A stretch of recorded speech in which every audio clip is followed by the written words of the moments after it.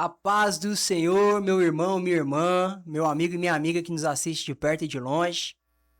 Nós estamos aqui em mais um FamaCast Rede Farol, sempre tratando todas as semanas da nossa Betel Dominical, primeiro trimestre de 2026, os discípulos de Jesus Cristo.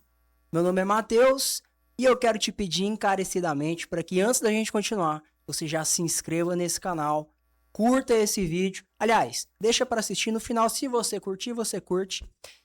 Comenta, nos conta de onde você está nos assistindo. Se tiver alguma dúvida, deixa lá pra gente também, que a gente vai te responder, a gente vai tirar essa dúvida. E, meus amados, desta feita nós estaremos tratando a lição de número 2. A lição que diz princípios bíblicos para a vida dos discípulos de Cristo. E, como sempre, muito bem acompanhado, estou aqui hoje com ele que quem acompanha a Rede Farol mais tempo já deve estar muito familiarizado com ele. Pastor Cleosmar Júnior, comentarista aqui da... Comentarista como que a gente fala? Conteudista da Rede Farol. Fugiu a palavra aqui agora. Ele que é pastor auxiliar aqui na Assembleia de Deus do Ministério da Fama. Dá o seu alô aí pra galera, pastor. Pastor Matheus, futuro pastor Paulo. Oh. Amém. E os demais amigos do outro lado, a paz do Senhor, um prazer muito grande. Já estamos em 2026, hein? Lição nova, revista nova e com certeza um banquete especial nos aguarda aí. Amém. E pela primeira vez aqui no podcast, mas se você acompanha a Rede Farol no nosso Instagram, você já deve ter visto o material dele lá. Com a gente aqui o futuro pastor Paulo Renato. É um amigo muito querido também, que tá somando aqui como um dos coordenadores do Ministério dos Adolescentes, né? Tem somado aí como um dos coordenadores também na Escola Bíblica Dominical.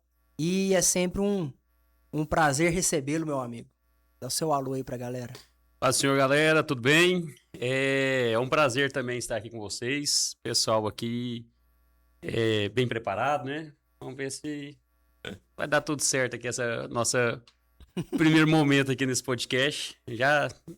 Podcast não é um evento que eu tenho, assim, muita experiência. Eu fiz alguns poucos, né? Mas creio que não, mas aqui vai dar tudo certo aqui. Aqui é nós é nós. Aqui é de boa.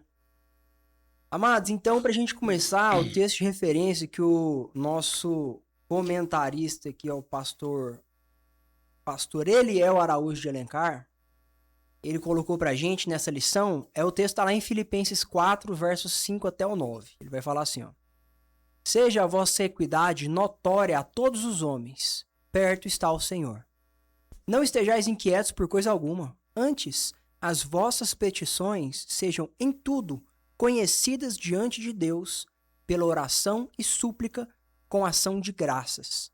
E a paz de Deus, que excede todo entendimento, guardará os vossos corações e os vossos sentimentos em Cristo Jesus. Quanto ao mais, irmãos, tudo que é verdadeiro, tudo que é honesto, tudo que é justo, tudo que é puro, tudo que é amável, tudo que é de boa fama, e se há alguma virtude, e se há algum louvor, nisto pensai.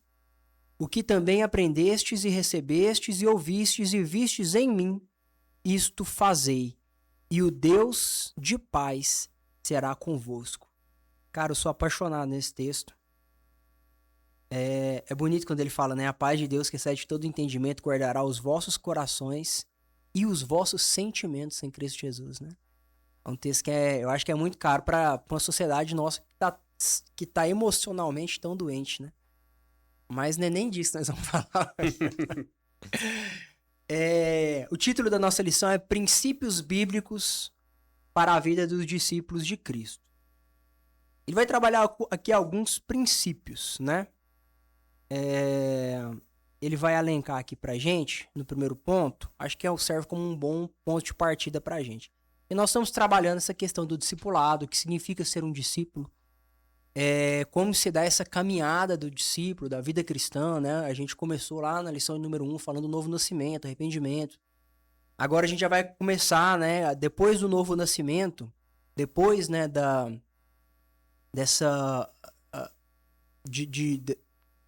desse coração trocado, né, de um coração de pedra para um coração de carne, e que começam os primeiros passos na vida cristã, ele vai trazer pra gente aqui alguns princípios para esse cristão. E um primeiro que ele coloca aqui é a respeito de estudar e meditar a palavra de Deus. E a gente sabe que a palavra de Deus, ela sempre foi muito atacada, mas nos nossos tempos parece que ela mais do que nunca tem sido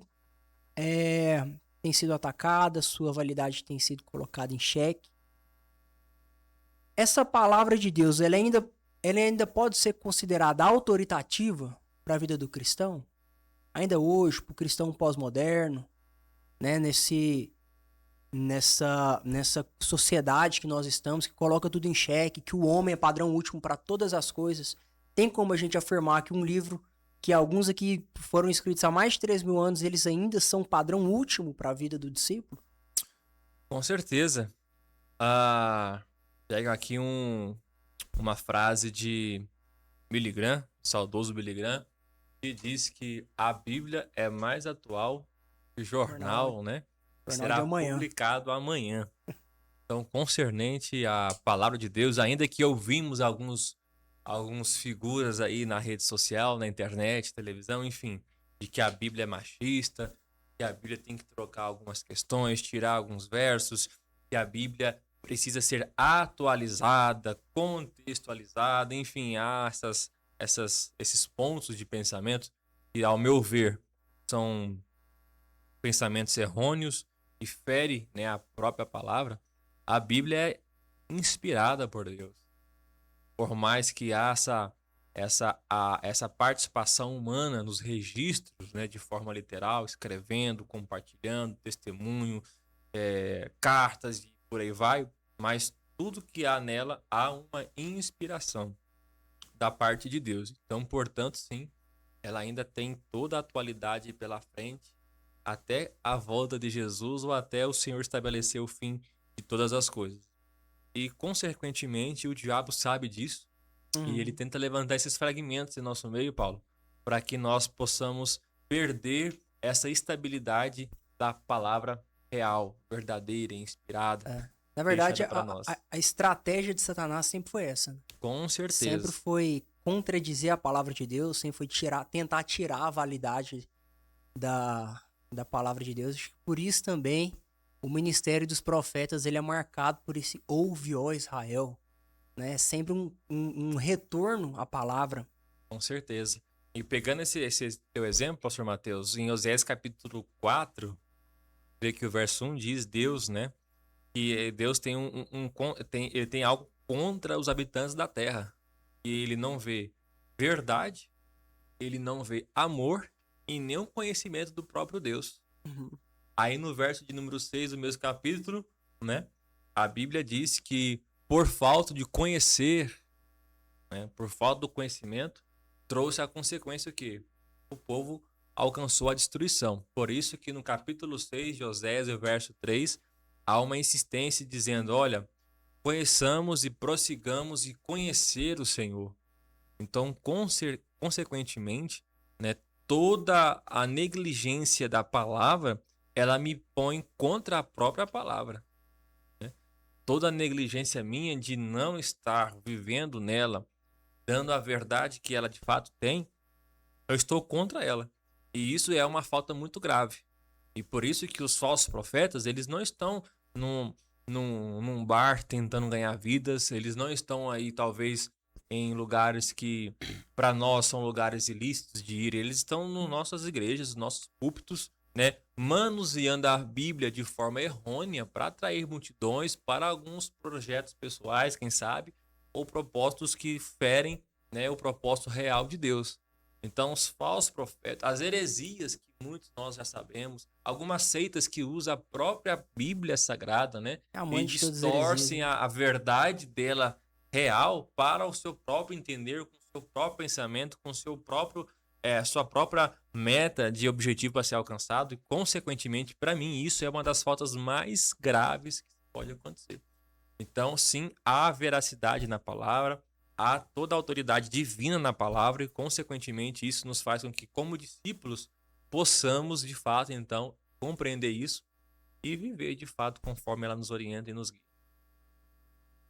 E você tocou num ponto aí da questão, às vezes, o inimigo dentro do nosso ambiente, mas a gente ainda pode pontuar uma outra coisa, porque eu vou falar com experiência como professor em colégio. Uhum. Os ataques, principalmente eu acho que eu posso dizer aí, nossos jovens e adolescentes sofrem dentro das universidades e dentro dos colégios com relação à tentativa de algumas pessoas descredibilizar a palavra, ela é muito grande. Uhum. E é por isso que é importante, nesse quesito, né, esse trabalho de ensino da Bíblia, da palavra do Senhor, feito pela própria igreja, porque às vezes você vai ter um garoto, que sim, a obrigação primária é do pai, da mãe, mas às vezes igual, vou contar por minha experiência, eu me converti, meu pai e minha mãe não tinham uma base cristã, era aqueles evangélicos nominais, nem iam na igreja, inclusive, eu comecei a ir sozinho, então assim, eu tive que aprender perante a igreja. Uhum. E é por isso que é importante esse trabalho de ser feito dentro da igreja, mas é um trabalho que tem que ser feito, né?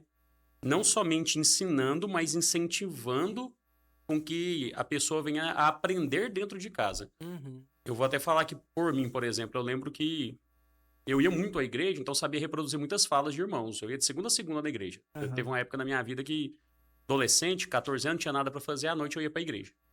Então, de segunda a segunda eu estava na igreja, curso teológico, mas eu reproduzia muito o que os irmãos falavam. Eu não lia a Bíblia em casa. Uhum.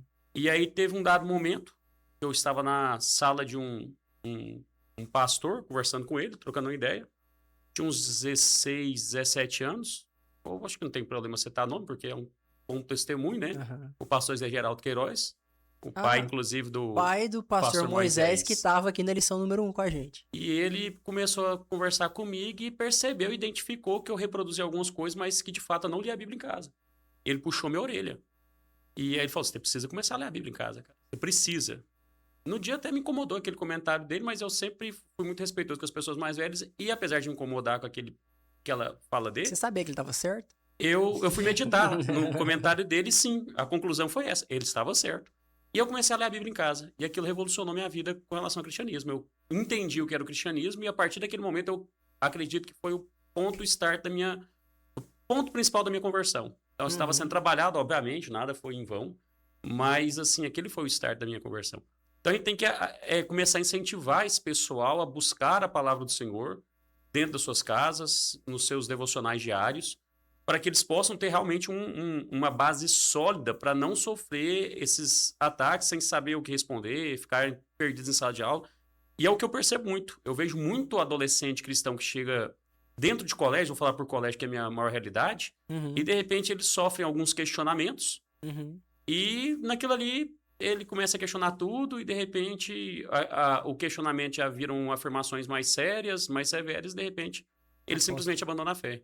Então, acho que esse ponto da palavra, né, ser o alicerce, a base sólida do verdadeiro discípulo é fundamental. Acho que começamos com um ponto certo aqui, né? Pois eu inclusive, eu costumo dizer que se você é um cristão e tá indo na igreja, e você acha que se você for 2, 3 vezes na igreja, escutar ali um sermão de 40 minutos por culto, que isso vai ser suficiente para você entender as grandes verdades do evangelho, para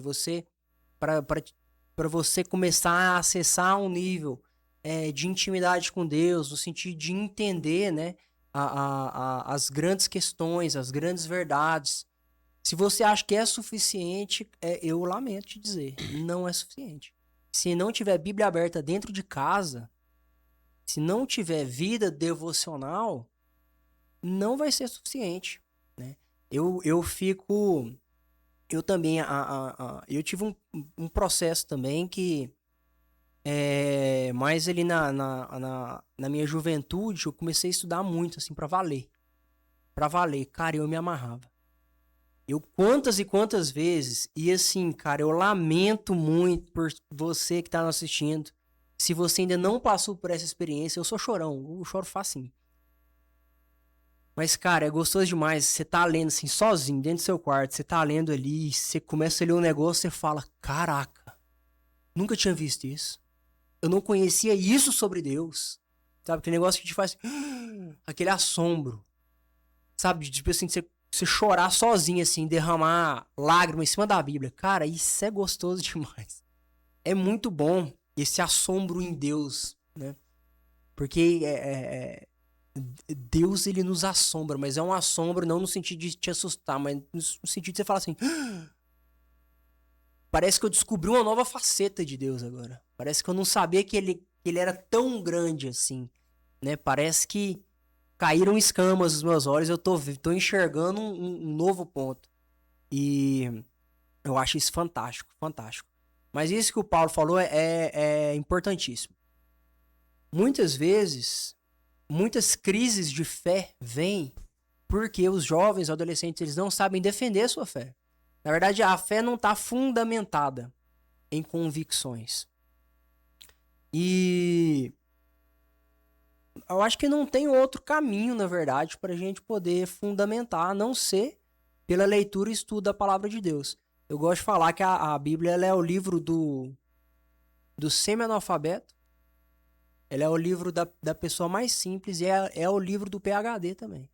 No mesmo texto, cara, você vai tirar verdades tão óbvias, tão simples, mas tão, assim, últimas para sua vida. E é o mesmo texto que o PhD vai gastar ali uma tese de doutorado em cima daquele mesmo texto. É um livro que fala com todo mundo, né? Eu acho isso maravilhoso demais. Tem até um apologeta da internet aí bacana, o Tasso Licurgo. Ele costuma falar que o que encantou ele no evangelho, o que encantou ele na igreja foi que a igreja é o único lugar onde o doutor vai sentar para ouvir a pessoa que não tem o ensino médio completo e vai ouvir palavra de Deus, palavra de sabedoria, vai ouvir verdade bíblica, né? Então, assim, isso é um dos paradoxos da vida comunitária da igreja, né? Isso acontece, a gente fica maravilhado com essa questão. Mas eu creio que o que será que motiva muitas vezes essa falta de interesse por parte dos jovens? Essa falta de anseio em estar buscando conhecer. Se a gente entende que é um dos princípios para a vida do discípulo, por que muitas vezes as pessoas não vão para esse princípio? São vários fatores, eu imagino eu, né? A gente parte daquele princípio em que todos nós concordamos que a Bíblia é algo insubstituível, mas nós não damos talvez o devido valor a ela no sentido de debruçar, dedicar à leitura ou algo similar, né? Se tu perguntar na plateia, até na própria igreja, né, quantos entendem que a oração é muito importante, é a chave da vitória? Todo mundo levanta a mão, mas com certeza ali um número bem pequeno dedica a uma vida devota de oração. Então isso é de umas problemáticas que percorre ao longo do tempo no nosso meio, que é certamente, certo ponto, é um pouco preocupante. Por que que há essa dificuldade em nosso meio de dedicar a palavra, dedicar uma vida devota a Deus? E quando nós olhamos para o que nós temos ao nosso redor, é como uma frase que foi citada aqui pelo pastor Fábio Borba, né, na lição aqui, que ele vai estar aqui passando conosco, de que o caminho para o céu parece o inferno e o caminho para o inferno parece o céu. Porque as coisas são muito mais fáceis e mais prazerosas das coisas que nos afastam de Deus. Porque parece que tudo que leva mais distante para nós é mais atrativo, né? Aonde está a falha? Está em nós? Está em nossa volta? Como fazer esse exame? Como fazer esse detalhamento?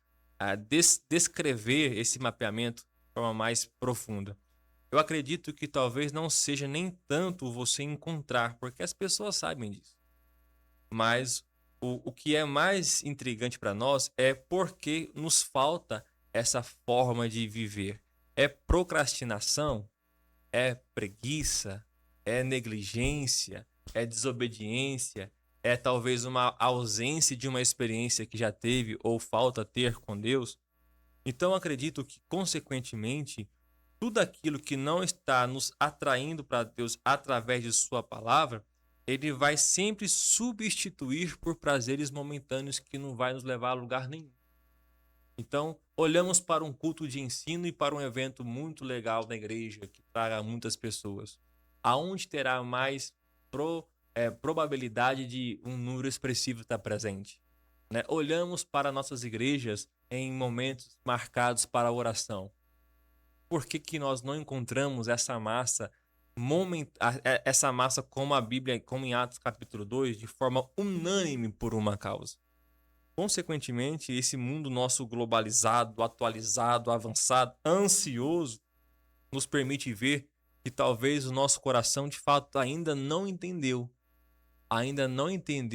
o que de fato é o evangelho, o que é a palavra. Eu estou na igreja, eu fui convencido de um evangelho e não convertido por ele. Então, isso nos traz um problema muito grande. É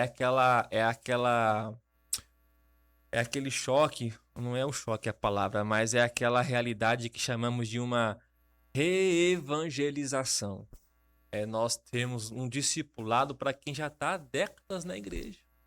Além do desafio de alcançar os novos que precisam ter o amor, o primeiro encontro, o primeiro amor, nós estamos também tendo dificuldade em ter que discipular os que já estão na fé há muito tempo. Quantas pessoas que estão há anos e há décadas ouvindo a importância da palavra, da devoção a Deus, e que quando você olha para o padrão de vida, nós não conseguimos encontrar conexão. Então, eu compreendo que, consequentemente, eu acho que nós precisamos compreender: eu estou convertido ou eu apenas fui convencido por algo que me foi apresentado? Eu acho assim que, na verdade, é tudo isso, mas ainda mais profundo. Eu creio que a palavra de Deus, quando você começa a entender ela, estudar ela te fere. Não é uma leitura fácil, não. É uma leitura que vai revelando quem a gente é. A gente é pecador. E ninguém quer ouvir isso. Ninguém quer ouvir que Ninguém quer perder. Você não quer ouvir que você é merecedor do inferno. Você não quer ouvir isso, né? E querendo ou não, ela nos confronta. Ela confronta as intenções do nosso coração. Então, eu acredito que, igual a gente tem dito, uma sociedade que é cada vez mais marcada por o homem ser o padrão último de todas as coisas, né? Igual foi dito aqui na primeira lição. Você olha para coisas óbvias, né? Por exemplo, aqui, um tema que é muito sensível. A questão de gênero. A gente sabe que tem 2 gêneros. Tem o masculino e o feminino. Ponto. Só que como eu sou o padrão último de todas as coisas, é eu que falo, não, pra mim não é. Eu sou outra coisa. Eu sou uma Kawasaki 750 cilindradas. Eu sou o que eu tô sentindo. Por quê? Porque o padrão último sou eu.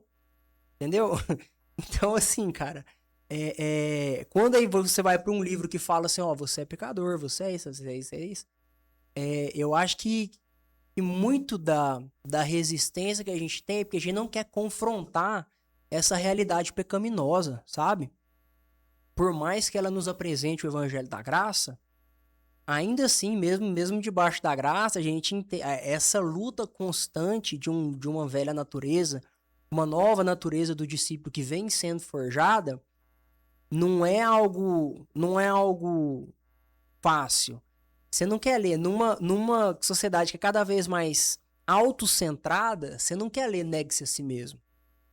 Não, é porque eu sou o senhor da minha vida, eu sou eu senhor de mim mesmo, né? Aí você vai e lê lá que ele nos comprou a preço de sangue. A palavra que tá lá é a palavra doulos, se eu não me engano. É isso mesmo, João? Deve ser, né? Que é a palavra para escravos, para servo.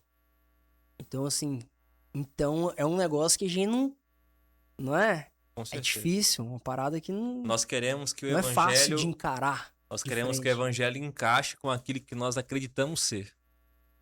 Nós não queremos Exatamente. perder, estar por baixo. Eu acho que eu não sei se é Agostinho que fala que se o que você ama na palavra de Deus é apenas aquilo que te agrada, então não é a palavra de Deus que você ama, é a si mesmo. E vamos lá, e é por isso que é tão mais fácil eu participar de um congresso onde eu vou ouvir um coaching massageando meu ego que eu estar na escola dominical. Muito mais fácil. Então, assim, o É pessoal... por isso que você nunca vai ver o mesmo número de pessoas, né? E aí, como não vai numa escola dominical, você não tem aquele fundamento, não tem um confronto. E aí fica aí vira aquele bolo de neve aqui que vocês foram falando aqui. Uhum, E é isso, a infelicidade. exato. Outro ponto que ele colocou aqui, interessantíssimo, é a questão do amar ao próximo. Aí depois lá na frente ele vai falar também sobre amor fraternal, cultivar a paz com todos. E isso me leva muito para aquela questão das boas obras visíveis, né? Como que vocês encaram isso na vida do discípulo? Essa questão de, como diz lá em Mateus 5, né? Mateus 5, Sermão do Monte? Onde ele vai falar, né? Vós sois a luz do mundo, ninguém coloca uma candeia debaixo do alqueire, antes a coloca no velador para que ilumine todos na casa. Assim brilha a vossa luz perante os homens, para que eles vejam as vossas boas obras e glorifiquem o vosso Pai que está nos céus. Eu acho que isso é um recado direto de Cristo para os seus discípulos, né? E nós estamos falando aqui do discipulado. Como vocês encaram essa questão, assim, do cristão ele ser um agente da paz, um agente das boas obras? Principalmente a gente olhar para nossa sociedade hoje, que está polarizada, que está assim... Você nunca viu a pessoa, mas se ela aparecer com a camisa do Che Guevara, você já não quer nem... Eu tô dando um exemplo aqui, eu não sou assim, tá, gente? Nem hoje você quer dar. Ninguém aqui é assim, tô usando um exemplo aí que eu vi por aí. Mas enfim, como que vocês encaram isso hoje? Eu contar uma coisa aqui, a questão, por exemplo, do amor, né? O amor, ele é um mandamento, não é uma sugestão, não é uma... Boa. Igual quando se fala para amarmos os inimigos, a gente não... O amor, ele nem é tratado como sentimento, porque se é inimigo, você não tem um sentimento bom, você tem um sentimento ruim, você odeia. Ele é inimigo? Ele é inimigo, senão não é ser inimigo, né? Uhum. Então, assim, você tem que agir bem. O amor é uma ação ali. Uhum. Então, você vai agir bem com ele, de forma justa, de forma honesta, estendendo a mão quando precisar. Uhum. Então, assim, a gente tem que entender que essa questão é igual perdoar. Perdoar não é uma sugestão, perdoar é um mandamento também. E a gente não perdoa, vamos supor, você me deu aqui, você chega em mim e fala assim, Paulo, toma aqui R$1.000. Fala assim, eu te perdoo. Não, no momento não vou precisar perdoar, eu tô feliz com você. Eu perdoo não quem faz o bem pra mim, eu perdoo aquele que me ofende. E quando me ofende, eu tô com raiva. Então eu vou perdoar independente do sentimento. Eu vou amar independente do sentimento. Bom seria se eu pudesse amar com o sentimento também. Sim. E se eu tenho raiva, seria bom eu orar para que Deus tirasse do meu coração e mudasse o sentimento também. Mas independente do sentimento, eu devo amar, fazer o bem, ajudar, ser justo e estender a mão àqueles que precisam. Então eu acho que isso aí tem que ser um parâmetro cristão. Apesar que, né, a gente tem hoje uma sociedade que entende amor de uma forma muito equivocada, porque a gente vê amor como aceitação de tudo. Não. Sim. Por exemplo, meu filho. O meu filho, se eu precisar corrigir ele para que ele não faça algo errado e lá na frente ele não se dê mal com alguma coisa, eu vou corrigir porque eu amo ele. E eu não quero que ele se dê mal, eu não quero que ele vá mal com alguma coisa. Então, o amor, ele envolve também você se preocupar a ponto de você, sei lá, repreender uma pessoa, mesmo isso gerando desconforto, mesmo até às vezes aquela pessoa deixando de ser sua amiga, mas porque você quer o bem dela. Sim. E você quer o bem dela até acima da sua amizade com ela. Mas não é um repreender por repreender. Vou brigar porque eu acho que eu tô no direito. Não. Eu vou repreender porque eu amo essa pessoa e eu quero ver ela mudando de vida para o bem dela. Então, assim, eu acho que nós cristãos, nós temos que...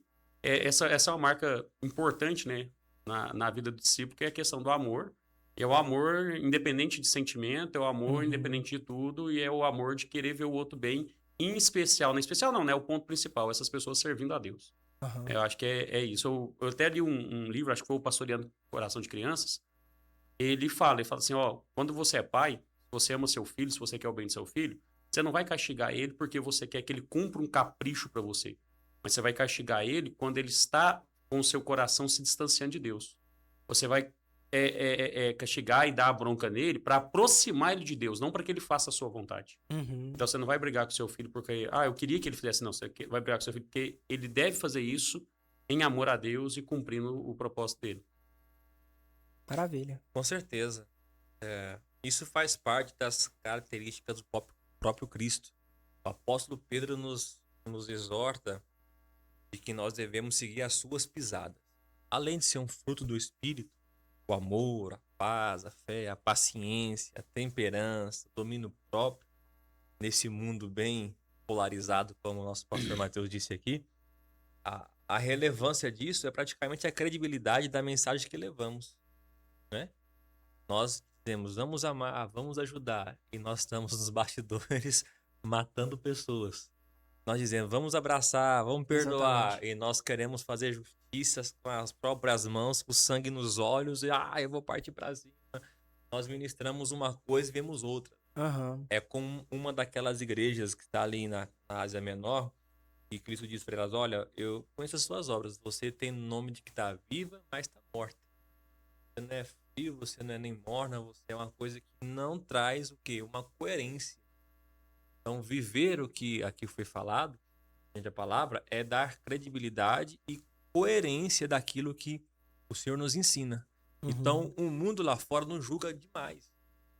Ele fica assim, eu imagino os discípulos, os filhos das trevas, as pessoas que ainda não têm coração voltado a Deus, elas ficam sentadas, olhando para nós, assim, com um olhar muito clínico, com o ouvido muito aguçado, esperando uma vírgula mal colocada, para que ela venha trazer aí um caminhão de coisas que possam atrapalhar o avanço do reino. E, consequentemente, se nós não estamos afinados com aquilo que nos foi proposto, consequentemente, esse caminhão pode passar por cima de nós. Não da mensagem que levamos, mas por cima de nós. Por quê? Porque, geralmente, uma das questões que nós vemos hoje, que no âmbito jovem que aqui está sendo colocado na conversa, por que muitos têm a timidez de falar em público concernente ao evangelho? Talvez na igreja, uma oportunidade, uma saudação, uma palavra, porque parte dessa timidez, isso não é algo geral, mas parte dessa timidez parte do ponto de que essa pessoa não tem o domínio daquilo que ela vai falar. Com certeza. Então eu prefiro ficar quieto, eu prefiro recuar do que chegar lá e falar alguma coisa que está desconexa. Então isso é algo preocupante. E isso não é 1 ou 2 que tem em nosso meio. Isso é um número muito expressivo. Então cabe a nós a encarar esse fenômeno da reevangelização e, consequentemente, alinharmos a esse princípio, a esse parâmetro. Eu acho interessante comentar, eu li isso essa semana em algum lugar, não sei aonde, falando a respeito dessas boas obras, né, desse amor ao próximo, desse cuidado a todos. Cara, alguém postou algo sobre um comentário do John MacArthur, onde ele vai falar a respeito de quando o cristianismo venceu o Império Romano. Quando o cristianismo conseguiu ganhar o Império Romano. Foi justamente nas crises, foi nas pragas. Quando vinham as pestes, aqueles que estavam saudáveis, aqueles que não tinham sido contaminados, eles fugiam de Roma, eles saíam da cidade. As cidades era uma cidade pequena e um conglomerado gigante de pessoas que transitavam ali, né? Os cristãos ficavam. E os cristãos cuidavam dos doentes. E naquela época, muitas das pragas, segundo o MacArthur fala, só da pessoa beber água fervida, ser limpa, ser cuidada e ser alimentada, a chance dela de sobreviver já aumentava assim 90%. Então, foi aí que o cristianismo ele começou a crescer. Ele começou a crescer mais do que... Foi quando ele se tornou, né, a grande maioria do Império Romano, foi justamente nas pragas. Aí quando o povo voltava, aqueles que tinham sido recuperados se tornavam cristãos juntos com as suas famílias. Eu achei interessante, eu tô até lendo uma biografia do Tim Keller, eu não sabia disso. Tim Keller, ele tinha um irmão, ele era homossexual e ele, na verdade, era um militante da causa LGBT. Quando ele ficou doente de AIDS, ele ficou no leito uma coisa que chocou ele foi que os amigos dele nunca mais visitaram ele. As únicas visitas que ele recebeu eram de 2 pastores da cidade dele, que iam regularmente visitar ele. Então, eu acho assim, eu falo assim puxando um pouquinho a sardinha, porque é a área que a gente atua também dentro da OCEF, a questão da filantropia, a questão da assistência social. Então, é algo que já está no nosso coração, essa questão do Ministério de Misericórdia. Mas eu acho que isso tem que ser distintivo do discípulo. O discípulo ele tem que ser esse que leva o Ministério de Misericórdia a cabo. Com certeza. Porque, senão, nós estamos vivendo um cristianismo de aparência. E não é que teologia da missão integral, não. É levar o evangelho, mas que as boas obras que acompanham o evangelho. Eu até marquei um texto aqui que eu acho ele fantástico. Vou ler rapidão, mas, cara, Isaías 58 é um tapa na cara. Aqui Deus ele tá exortando o povo e eles estavam jejuando, eles estavam guardando o Shabá, mas eles não tinham amor ao próximo, né? Aí ele vai dizer que em vários momentos, ó, porventura não é esse o jejum que escolhi, que solte as ligaduras da impiedade, desfaça as ataduras da servidão, deixes livres os oprimidos e despedace todo o jugo. Porventura também não é que reparta teu pão com faminto, recolha em tua casa os pobres, desabrigados, se os vires nu, o cubras, não escondas do seu semelhante. Então romperá a tua luz como a alva. Olha que bonito isso. A tua cura brotará sem detença, a tua justiça irá adiante de ti, e a glória do Senhor será a tua retaguarda. Então clamarás ao Senhor e ele te responderá, gritarás por socorro e ele dirá, eis-me aqui. Se tirardes do meio de ti o jugo, o dedo que ameaça e o falar injurioso. Se abrires a tua alma ao faminto e fartares a alma aflita, aqui ele não está falando nem de necessariamente você doar uma cesta básica, que é importante, mas não é só isso, é fartar a alma aflita. Muitas vezes tem um irmão lá na sua igreja, na sua comunidade de fé, que ele só precisa que você escuta ele, que você ora por ele. Você chega nele e abraça e diz, eu tô orando por você, eu não esqueci de você não, tá? Como é que tá aquela causa lá? Se importar com a pessoa, né? E aí, olha isso aqui, ele fala, a tua luz nascerá nas trevas, a tua escuridão será como o meio-dia. O Senhor te guiará continuamente e fartará a tua alma até em lugares áridos. Fortificará teus ossos, será como um jardim regado, como um manancial cujas águas jamais faltam. Teus filhos edificarão as ruínas antigas. Levantarás os fundamentos de muitas gerações. Uma pessoa, um crente que é assim, cara, um discípulo que pratica isso, levanta fundamentos de muitas gerações. Serás chamado reparador de brechas e restaurador de veredas, para que o país se torne habitável.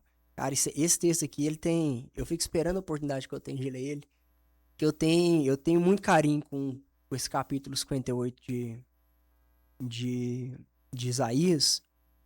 Eu acredito que fala muito sobre isso, né? Que ele vai tratar aqui em vários pontos aqui dessa lição, né? Do amor fraternal, buscar a paz com as pessoas, né? Então, é realmente assim, algo que eu acho muito distintivo do cristão. Até eu posso só contar um breve ponto aí que você citou sobre a questão de fartar a alma. Uhum. E aí eu lembrei também de Efésios, quando vai falar dos deveres conjugais, né? A fala pro marido é amar a esposa como Cristo amou a igreja. Uhum. O amor, se for pensar no amor de Cristo, né? Ele é um amor sacrificial. Não existe amor sem sacrifício.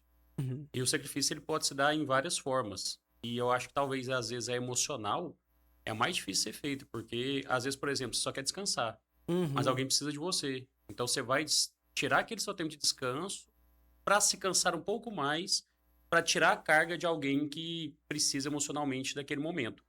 Eu vou falar um exemplo aqui, porque quando meu pai faleceu, eu tinha perdido minha mãe, aí depois, um tempinho, eu perdi meu pai. E, se eu não estou enganado, foi no velório do meu pai mesmo. Eu lembro que a coisa que mais me marcou, alguns me marcaram, mas essa foi a que mais marcou. Um momento que eu me senti um pouco mais aliviado naquele dia tão difícil para mim, foi o meu amigo que chegou em mim, pastor Marcos, inclusive, de outra igreja, mas ele chegou. Ele foi o único que, ao invés de falar alguma coisa, ele sentou do meu lado e falou assim, como é que você tá? e deixou eu falar, e eu vi que a atenção dele estava voltada para mim. E eu falei um pouco. Foi o momento que eu mais me senti aliviado. Então ele talvez tenha parado o dia dele e foi lá socorrer alguém e realmente ouvir e tirar uma carga emocional de alguém que precisava, sabe? Aquele momento, Marco, foi um momento que eu lembro que eu senti alívio no meio do velório. Aí me deu uma aliviada, assim, e... Então, assim, essa questão da gente se sacrificar. Às vezes, a gente pensa muito em coisa física, né? Ah, eu tenho que entrar na frente de alguém se vier sobre... Não. É você sacrificar o seu mental, o seu emocional, o Isso. seu momento de descanso pelos outros. Então, o amor, ele envolve essa questão do sacrifício. E eu acho que o maior exemplo disso é Cristo. Quando a gente olha lá para aquela última ceia, né? Que a gente vê lá em João, ali João 14, João 15 ali, que eles estão ali no meio daquela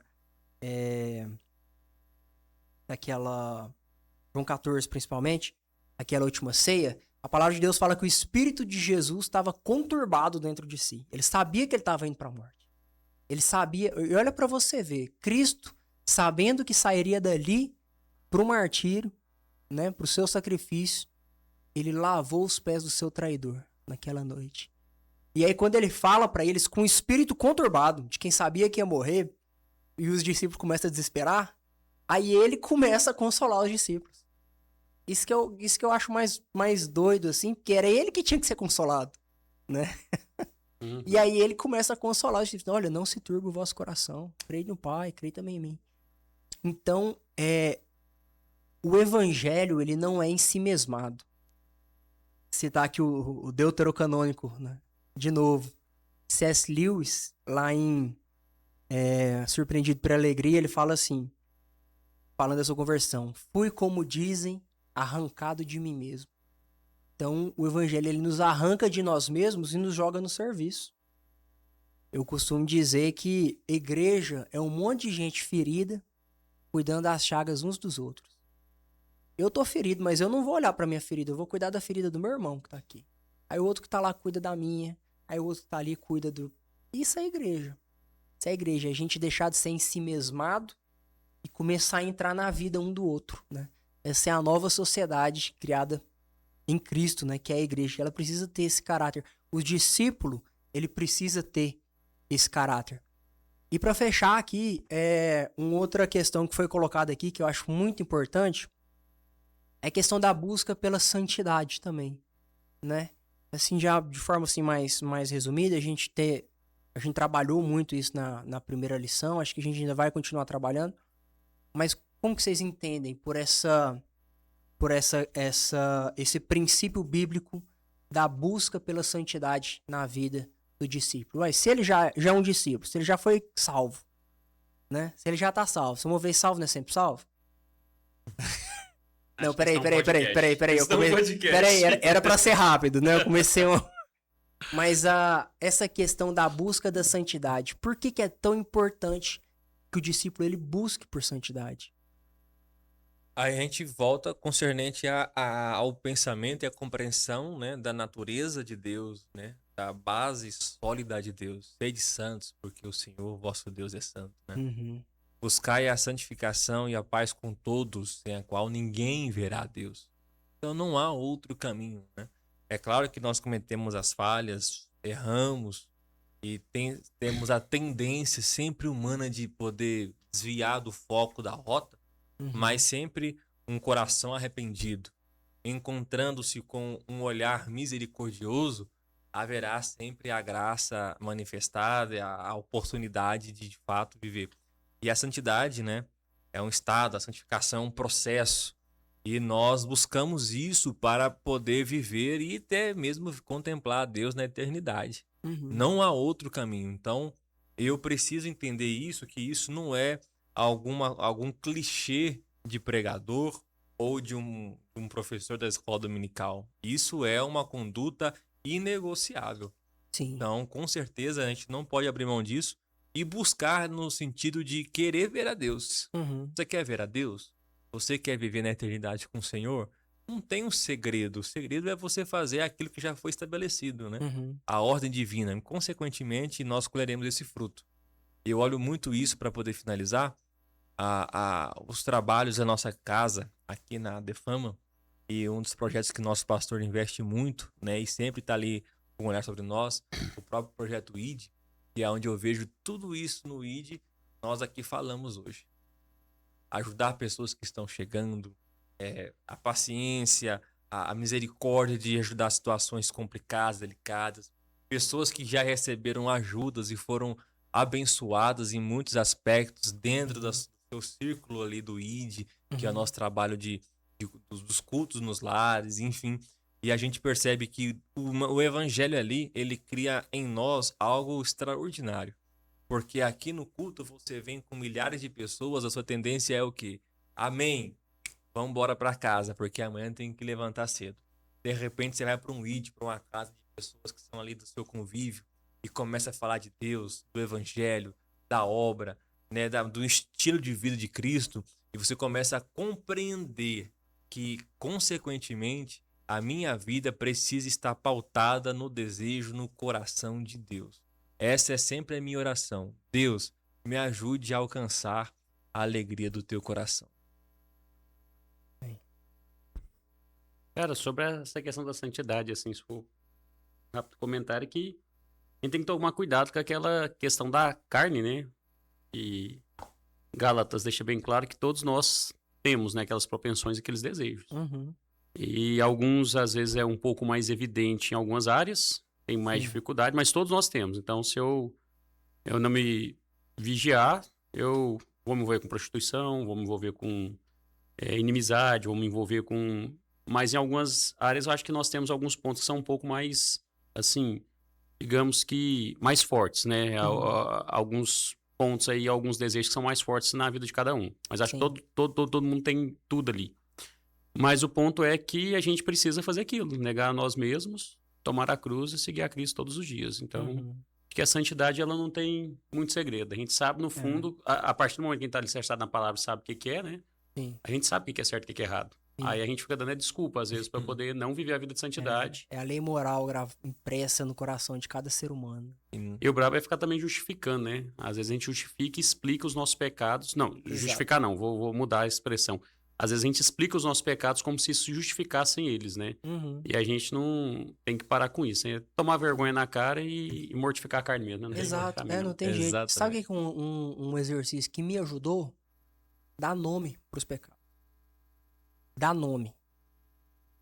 Não, aquilo ali tem um nome. É mentira o nome. Isso aqui tem outro nome, isso aqui é roubo. Roubo é o nome. Isso aqui tem nome, é prostituição que chama. Entendeu? Eu acho que a gente tem que começar a orar dando nome pros nossos pecados. Você vai ver o tanque pesa. Pelo menos é um exercício que eu faço e que me ajuda. Né? Eu assim, meu Deus do céu, parece que piorou, né? A gente sempre quer maquiar, né? A gente quer melhorar, a gente quer explicar achando que vai justificar. Mas não, quando você encara o problema de frente, você fala, caraca, não acredito que eu tô fazendo isso, né? Então é o que a gente disse. A salvação, ela se dá em 3 tempos. Justificação no passado, santificação no presente. É um processo que tá aí, que é natural de quem é cristão, de quem é um discípulo verdadeiro. O caminho natural é a santificação. É a busca por estar replicando o mestre naquilo que a gente fala, na forma que a gente pensa, naquilo que a gente faz. Então eu creio que o caminho é esse. Eu quis jogar essa bombinha aí, mas é isso daí mesmo. O caminho é esse. Amados, eu queria agradecer vocês que investiram o tempo de vocês estar aqui com a gente, para a gente estar discutindo sistemas tão importantes, né, para a vida cristã, para a vida do discípulo. E você que nos acompanhou até aqui, eu queria deixar o meu muito obrigado. Eu louvo a Deus pela sua vida. Então, vocês que fazem esse canal aqui, faz a gente querer cada dia mais estar se preparando para estar entregando aqui um conteúdo melhor para vocês, que seja edificante, que possa estar trazendo aí edificação para a igreja e edificação para cada um dos que acompanham a gente. Espero que nesse momento você já deu tempo já era para você ter se inscrito no canal, né, curtido, enviado para os seus amigos, para aquele grupo lá da igreja que você acha que vai abençoar se eles ouvirem esse podcast. E eu te peço para deixar aqui nos comentários de onde você ficou alguma dúvida, a gente deixou de falar de alguma coisa, conta aqui pra gente, a gente quer ler, a gente quer conversar, a gente quer te conhecer. Meu muito obrigado, louvo a Deus pela sua vida, fiquem com Deus e até o próximo episódio. Valeu.